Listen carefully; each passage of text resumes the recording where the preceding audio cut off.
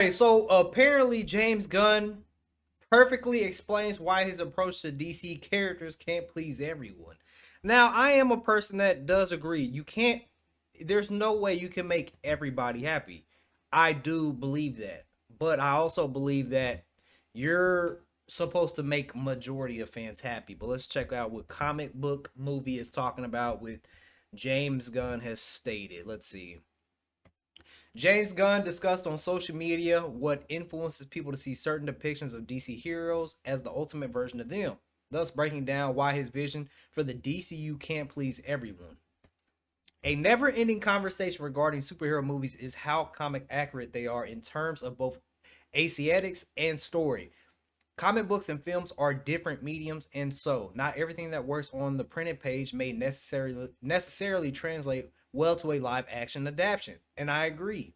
Sometimes significant changes to a character can be beneficial. Yes, perfect example of that is how small Wolverine actually is in the comics, and they made fun of that in the Deadpool and Wolverine movie. You actually got to see how short Wolverine is. So yes, they changed Wolverine's size to Hugh Jackman's size, and it works perfectly. So that's a perfect example that yes, sometimes you can change things.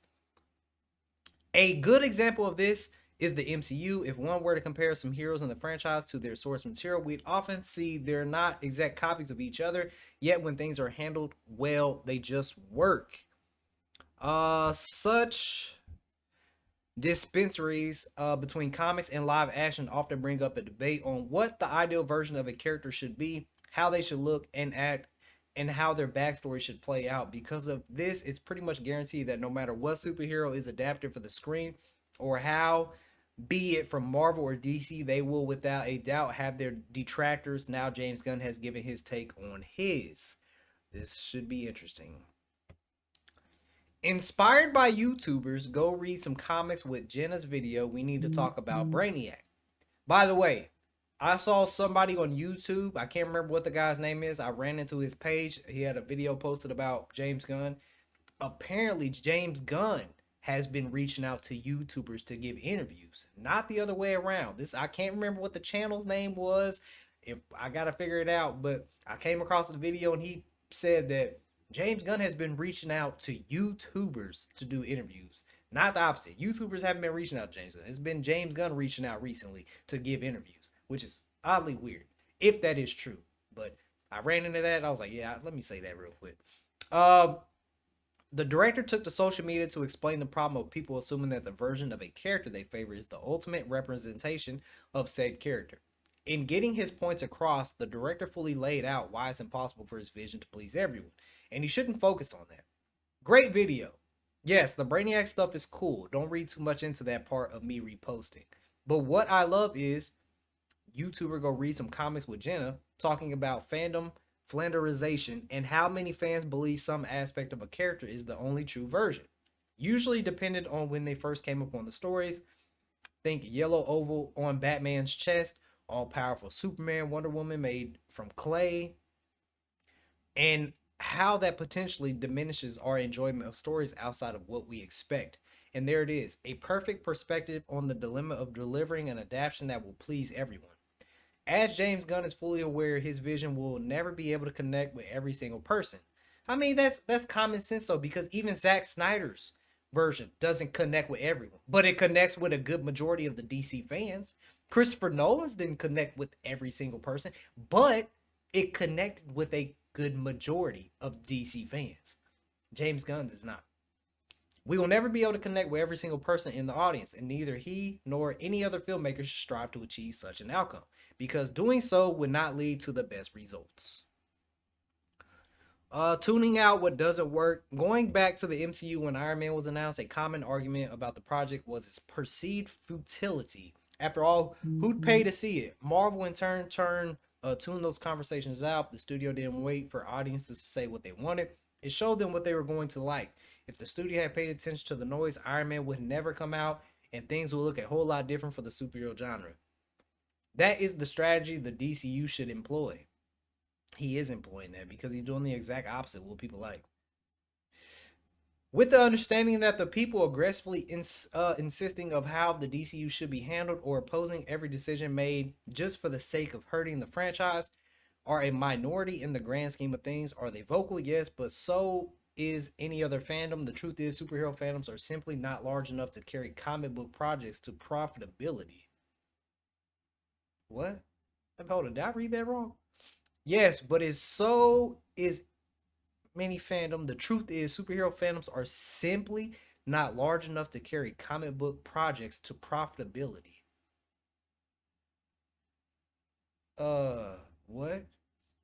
Is that why the DC brand has been flopping for the last couple years? The superhero fandom's not big enough to make movies profitability? What? That's an odd thing to say. That's an odd thing to say. Not gonna lie. That comes from the general audience, the people who, for the most part, still think Superman will appear. Superman will appear in Avengers Doomsday. What? And that Tobey Maguire and Tom Holland are playing the same Peter Parker. Oh, and the best part about that side of the audience, they are largely unaware of any sort of online disc. Oh, okay, I get what they're saying right. That was like, wait, what?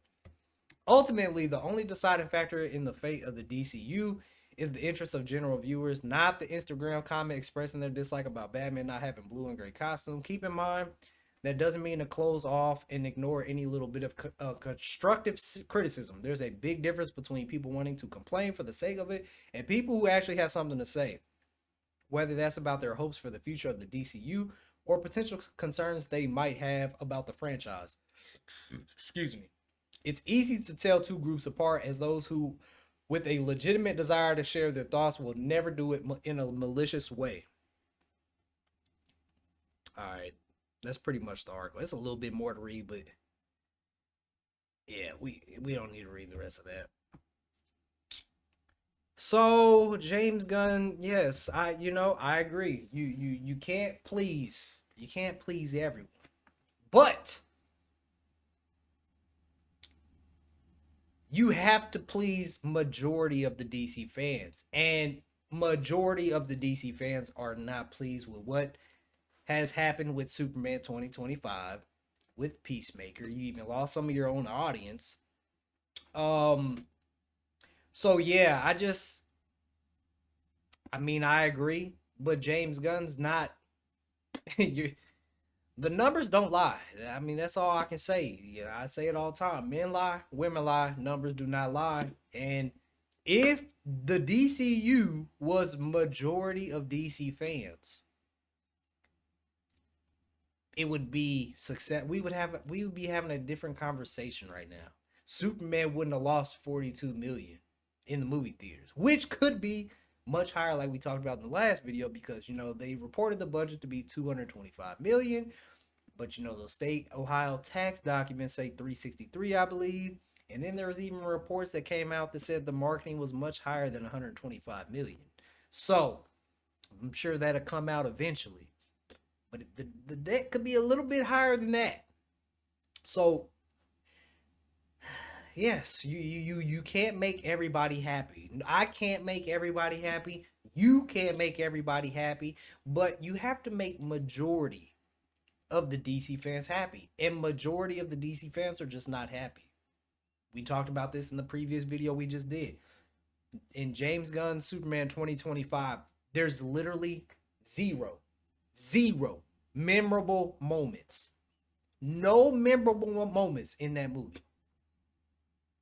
I mean, the main thing I remember from that movie is Superman getting kicked in the nuts in the face he makes. like, like that's how much of a goof troop movie that was.